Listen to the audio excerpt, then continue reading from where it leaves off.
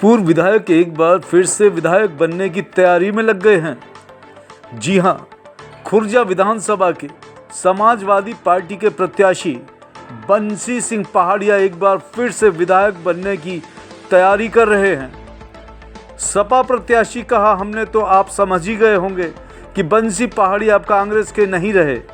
इस बार वो समाजवादी पार्टी से पूरी तैयारी के साथ चुनावी मैदान में उतर गए हैं, पर सपा प्रत्याशी बनने के लिए उन्हें तमाम मुसीबतों का सामना करना पड़ा।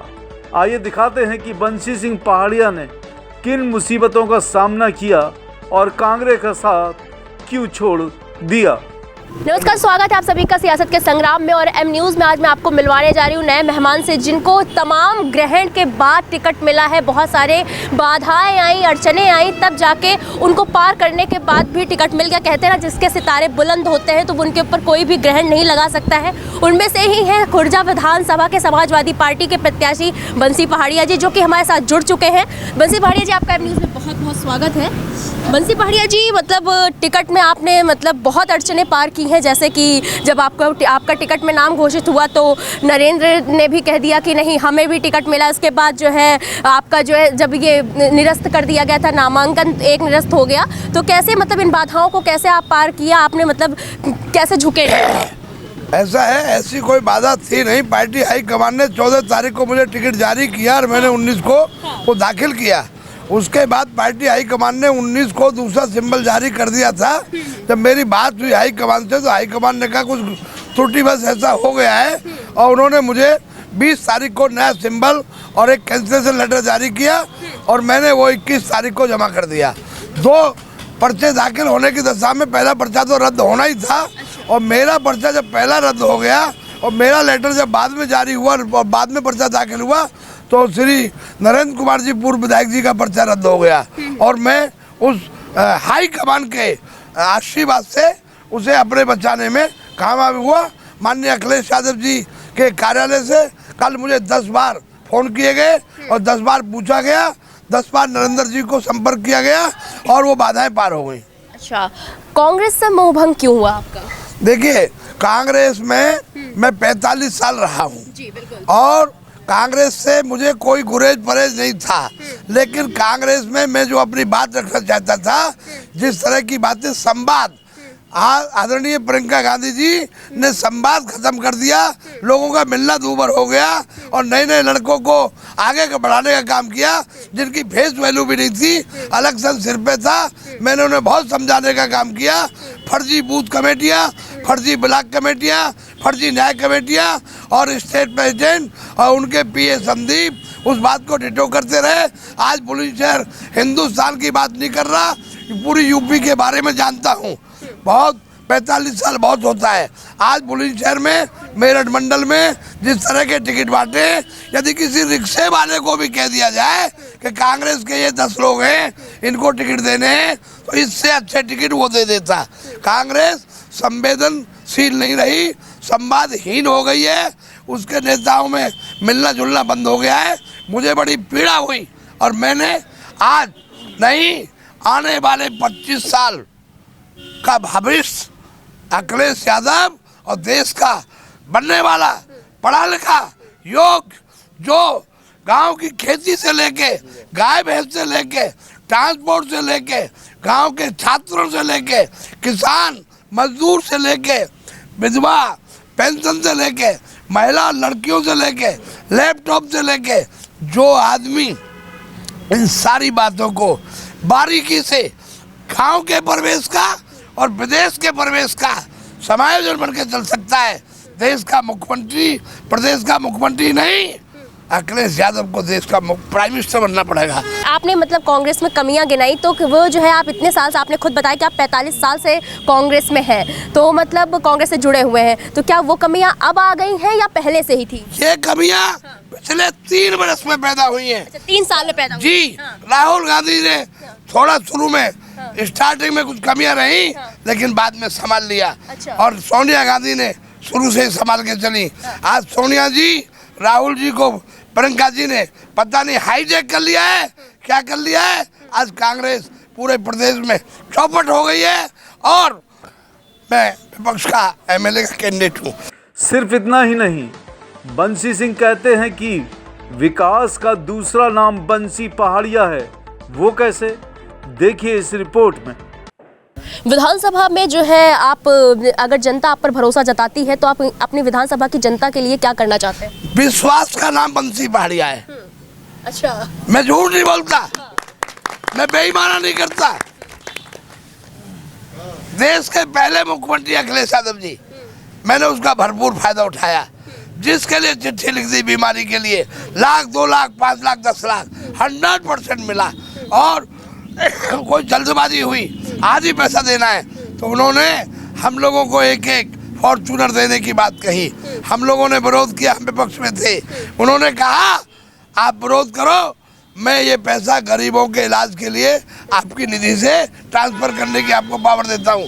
भारत का पहला राज्य है जहाँ विधायक 24 घंटे में 25 लाख रुपए किसी भी मरीज को 1 मिनट में चिट्ठी लिखेगा, 1 मिनट में सीडीओ पास करेगा, 2 मिनट में उसके खाते में ट्रांसफर हो जाएंगे और वो तुरंत इलाज करा लेगा। अच्छा, तो मतलब अखिलेश जी, आप अखिलेश जी की इतनी तारीफ कर रहे हैं, तो इससे पहले मतलब आप क्यों समाजवादी पार्टी आपने ज्वाइन नहीं की? समाजवादी पार्टी में कांग्रेस में एक स्थापित नेता था। अच्छा। मैं 6 बार कांग्रेस से एमएलए लड़ा और मैं 4 बार सेकंड आया। मैंने यूपी टॉप किया, 1 लाख वोट मुझे मिला, कांग्रेस में किसी को नहीं मिला। हमारे नेता प्रमोद तिवारी भी 75,000 लाए, मैं 1 लाख लाया। आजम खान साहब, शिवपाल जी, राजा भैया, चौथा नंबर मेरा था पूरी विधानसभा में। कांग्रेस में पहला, होल विधानसभा में चौथा। और मेरा खुद का वोट इस विधानसभा में नहीं है, यहाँ की जनता का वोट था। अच्छा। लोगों का कहना है कि बंसी पहाड़िया हमेशा अपने का साथ देते हैं, इसलिए जब वक्त आता है तो उनके अपने भी उनके साथ खड़े हो जाते हैं। इस समय चुनाव की जंग चल रही है, तो इस समय बंसी पहाड़िया को अपनों की बहुत ज़रूरत है, और जब ज़रूरत है तब तमाम लोगों के साथ इनके साथ खड़े हैं अरनिया ब्लॉक के पूर्व ब्लॉक प्रमुख गौरव ठाकुर। गौरव सिंह ने बताया कि बंसी पहाड़िया को कैसे इस कुर्सी की लड़ाई से जीत दिलाएंगे और उन्हें एक बार फिर से विधायक की कुर्सी पर बिठाएंगे। हमारे साथ पूर्व ब्लॉक प्रमुख गौरव प्रमुख जी हैं, और जिनका इंटरव्यू मैंने आपको पहले भी किया है। आप शायद ये चेहरा पहचानते हो अरनिया के। तो गौरव जी, आपका एक बार फिर से स्वागत है अब न्यूज़ में। मैं आपकी न्यूज़ चैनल का आपका सबका बहुत धन्यवाद देता हूँ। आपने मुझे मौका दिया जी। ये एक बात मतलब जनता भी जानना चाहती है, खुर्जा विधानसभा के सारे दर्शक जानना चाहते हैं कि जो है बंसी पहाड़िया जी ने कहा कि विकास का दूसरा नाम जो है बंसी पहाड़िया है, तो क्या इसमें कितनी सच्चाई है? ये बिल्कुल सही है। हाँ। विकास का नाम बंसी पहाड़िया है, और सब जानते हैं पहाड़िया जी कांग्रेस से एमएलए थे जी। और समाजवादी सरकार थी, अब श्री अखिलेश यादव मुख्यमंत्री थे। जी। तो हमारे माननीय अखिलेश यादव जी ने खुर्जा विधानसभा के लिए 45 करोड़ रुपए विधानसभा के विकास के लिए दिए, जबकि एक एमएलए को 5 वर्ष में 7 करोड़ या 6.5 करोड़ से ज़्यादा पैसा नहीं मिलता है। तो बंसी पहाड़िया जी के ये व्यवहारिक है, संबंध थे, और अखिलेश यादव जी बड़े हृदय के व्यक्ति हैं। और मैं कहना चाहूँगा, ये तो अब भाजपा वालों दिख ही रहा है। पिछले जो हमारे एमएलए रहे हैं विजेंद्र सिंह, मैं ये पूछना चाहूँगा इन भाजपा वालों से कि माननीय विधायक जी के पत्थर कितने गांव में लगे हुए हैं?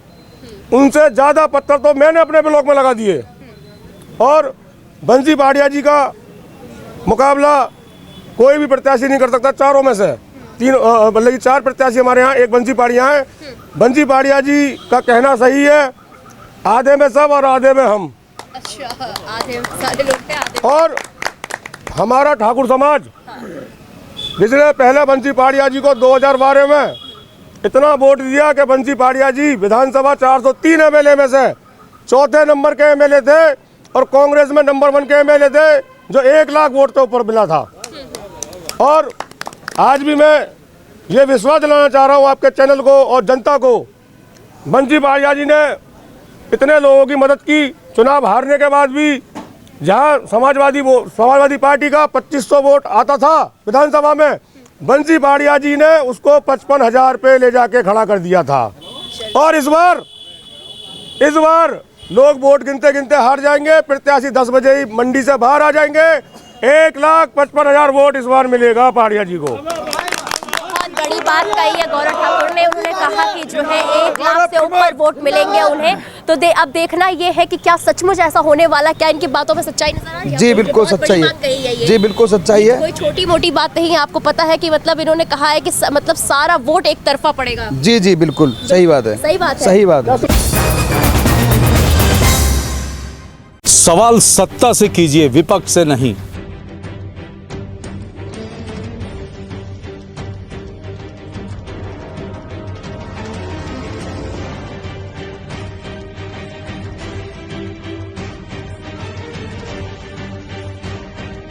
विपक्ष से सवाल करने वाले तो बहुत हैं, लेकिन सत्ता से सवाल करते हैं सिर्फ हम। इसलिए एम न्यूज़ के साथ जुड़िए और कीजिए सत्ता से सवाल।